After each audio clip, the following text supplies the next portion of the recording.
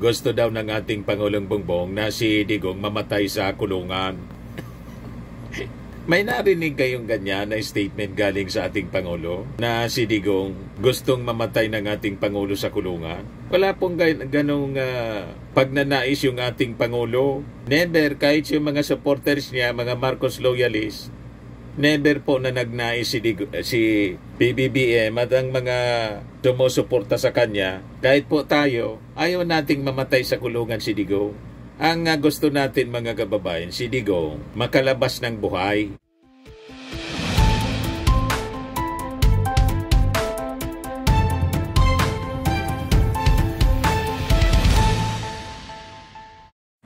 Hello po mga kababayan, si Dante Maravillas. Basagin natin itong pinapakalat ng mga DDS influencers na payag ni Lorin Badoy, yung dating NTF LCAC ni Digong. Yan pinapakalat ng mga trolls ng DDS kung ano-anong ginagawa nilang page para mapag-usapan. Yan ang strategy nila. Sige lang gawa ng mga kung ano-ano mga Facebook page. Nag-establish sila ng mga news organization. Kung ano-ano lang, mga kababayan, importante makapag-post sila. Mga hindi man kilala. Yan news ngayon. Di ba? Sabi dyan, Dr. Lorin Badoy, binanatan si PBBM. Death makes PRRD immortal, idiot. Idiot daw yung ating Pangulong Bongbong Marcos. Kasi gusto daw ng ating Pangulong Bongbong na si Digong mamatay sa kulungan. May narinig kayong ganyan na statement galing sa ating Pangulo na si Digong gustong mamatay ng ating Pangulo sa kulungan? Wala pong ganong pagnanais yung ating Pangulo. Never, kahit yung mga supporters niya, mga Marcos loyalists, never po na nagnais si PBBM at ang mga sumusuporta sa kanya. Kahit po tayo, ayaw nating mamatay sa kulungan si Digong. Ang gusto natin mga kababayan, si Digong makalabas ng buhay. Paano niya Mr. Maravillas na makalabas ng buhay? Ano yung dapat na gawin? Bring him home. Hindi po bring him home. Kailangan matuloy yung trial para mai-defend ni Digong ng maayos yung kanyang sarili. At kapag nangyari yung mabilis na dapat itong minanais nila speedy trial, di ba? Para pag napawalang sala ng ICC si Digong, di makakawi siya ng matiwasay. Makakawi siya ng buhay at matiwasay, mga kababayan, at pwede siya uli na umupo bilang mayor ng Davao. Yan ang ating amithiin mga kababayan. Diba? And I think ganun din yung ating Pangulo. Pero iba yung iniisip ninyo, kayong mga supporters ni Digong, bakit gusto ninyong mamatay sa kulungan? Diba? Walang wish na ganyan po ang mga Marcos supporters, kahit yung ating Pangulong Bongbong. Kaya lang, may obligasyon yung ating Pangulo bilang leader ng ating bansa. At sabi nga ng ating Pangulo, wala man siyang kinalaman sa kaso ni Digong po. 2017 pa niya yan. Kaya lang, may obligasyon tayo sa Interpol. Yun ang naging paliwanag ng ating Pangulo nang aristuin po si Digong ng Interpol at i-deliver doon sa The Hague. Yan pakinggan po ninyo yung sinabi ng ating Pangulo 7 months ago. Government is just doing its job. Gumagawa lang ng trabaho niya. It's not because it's one person or another that we do the things that we do. Maybe sa nung mga nakaraan na mga administrasyon, baka ganun ang ginagawa. Pero para sa akin, hindi naman ganun. Sumusunod tayo sa batas. Correct. We are a member of the community of nations. Correct. We must live up to our responsibilities, to the commitments that we have made to the community of nations. And that is what's happened here. Politics doesn't enter into it. Bakit? Why that? He's never going to be a candidate for anything. Why go after him? Hindi ba? At saka 2017 pa ito, wala pa ako. Civilian pa ako nun. 2017?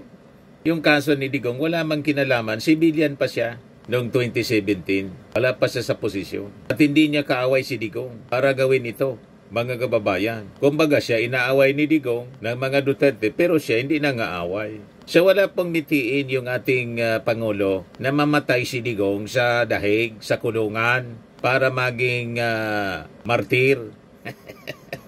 Yan ang gustong palabasin, mga kababayan, ni Dr. Lorin Badoy.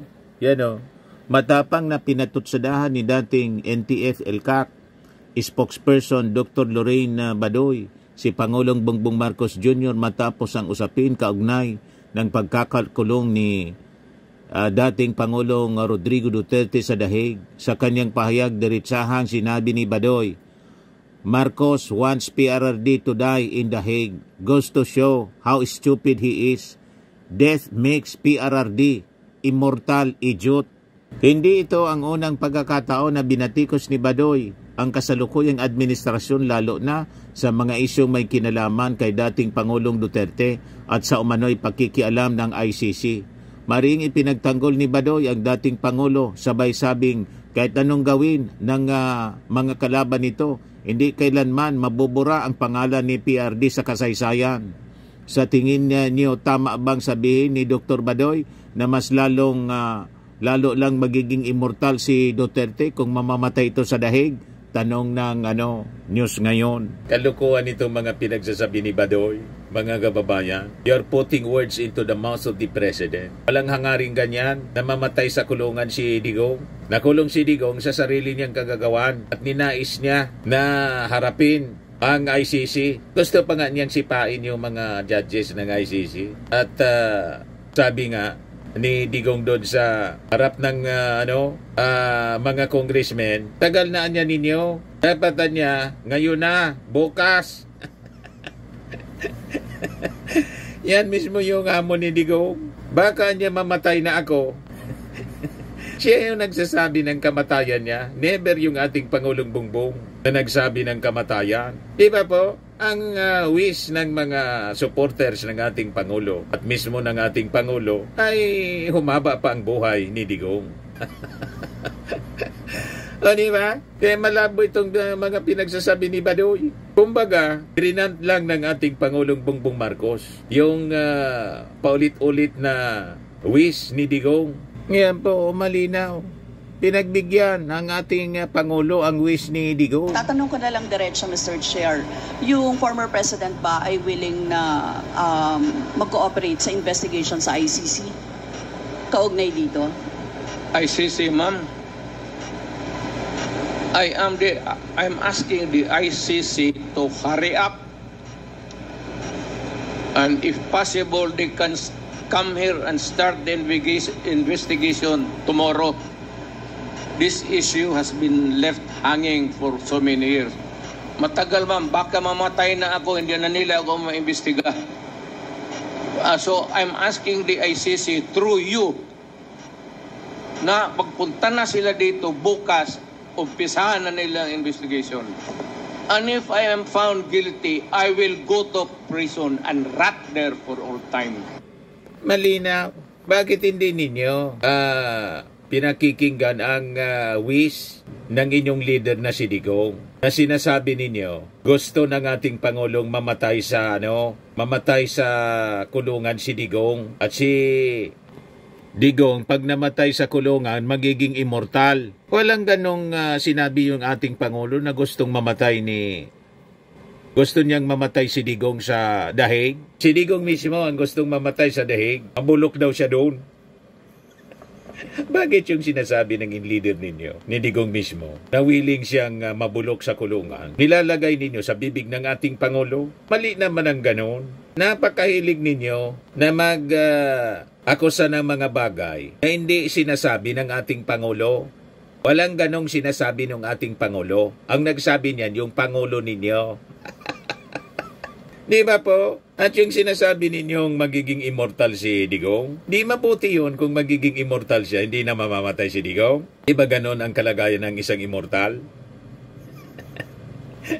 Kaya niya, Mr. Maribillas, ang ibig ang ibig sigurong sabihin, immortal yung yung kanyang pangalan. Magiging immortal na. Pwede maayos. Anong problema ninyo doon kung maging immortal si Digong? Hindi makakalimutan ng mga tao. Hindi man talaga siya makikalimutan sa history kasi siya yung unang Pangulo ng Pilipinas na nakulong sa dahig. At unang Asian leader na sumailalim, ASEAN leader na sumailalim sa trial ng ICC.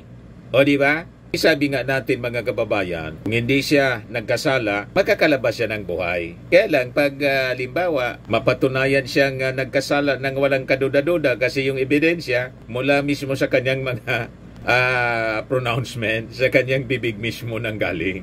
Yan ang problema. Di ba? Kaya kayo masyadong nag-aalala kasi si Digong malamang sa malamang makonvict po kasi ang ebidensya mula mismo sa kanyang bibig. Ito ngayon yung latest ng mga development sa ICC. ICC Appeals Chamber urged to dismiss Rodrigo Duterte's appeal for interim release. So sabi ng Office of the Prosecutor, the defense failed to establish any legal or factual error in the decision for his continued detention. The decision is reasonable and correct. Mr. Duterte's 3 grounds of appeal failed to establish any legal or factual error. Rather, the defense repeatedly expresses its mere disagreement with the decision, mischaracterizes and ignores the chamber's reasoning, and misstates and misunderstand the applicable law. The appeal should therefore be dismissed, sabi po ng prosecution. Sabi po ni Attorney Colmenares, dapat niya simulan na ang trial. Anyway, I think malapit na mangyari yung trial kasi sigurado man lang po yung appeal nila denied ulit. Ulit-ulit lang po, paikot-ikot lang yung mga sinasabi ni Kaufman. Wala na nang laman. Lahat alibay, mga kababayan. Kaya sabi ni Attorney Colmenares, dapat na niya simulan na yung trial. At last, the pre-trial chamber has decided that the ICC has jurisdiction in the pending case against President Duterte for crimes against humanity. So, let the trial begin. Colmenares also urged the ICC to issue arrest warrants against the former president's subordinates, including his former police chief, Senator Bato de la Rosa. Dapat maglabas na ng arrest warrant. Sabi ni Colmenares, the ICC's ruling is a step closer to long-awaited justice for victims' families para sa libo-libong pamilyang nawala ng mahal sa buhay, mga anak, mga ama, mga ina na walang sala. Ito ay simula ng hustisya. This decision tells them that their pain was not in vain. Tama, mga kababayan. Kasi kung wala talagang sala, lamang kasalanan si Digong, yun ang paniwala niya po, dapat siya mismo ang magsabi sa kanyang abogado kay Attorney Kaufman, tigilan mo na yan na mga ginagawa mong appeal. Ituloy na yung trial. Handa kong harapin. Gano'n naman yung sinasabi niya eh. Pag daw siya nagkasala, napatunay nagkasala, handa siyang mabulok. Kabaliktara naman sa sinasabi ng kanyang mga supporters at mga ginagawa ng kanyang abogado at kanyang mga kapamilya. Hindi sinusunod ng kanyang abogado at ng kanyang kapamilya yung mga ilalabas sa bibig ni Digong. Sabi ni Digong, handa siyang mabulok. Napakalinaw, mga kababayan. So ayan natin na matupad ang kahilingan ni Digong. Huwag na ninyong kontrahin. At wag ninyong sisihin yung ating Pangulo kasi walang kinalaman dyan yung ating Pangulo. Sabi ng ating Pangulo, yung kaso niya 2017 pa. Tama naman po yung ating Pangulo.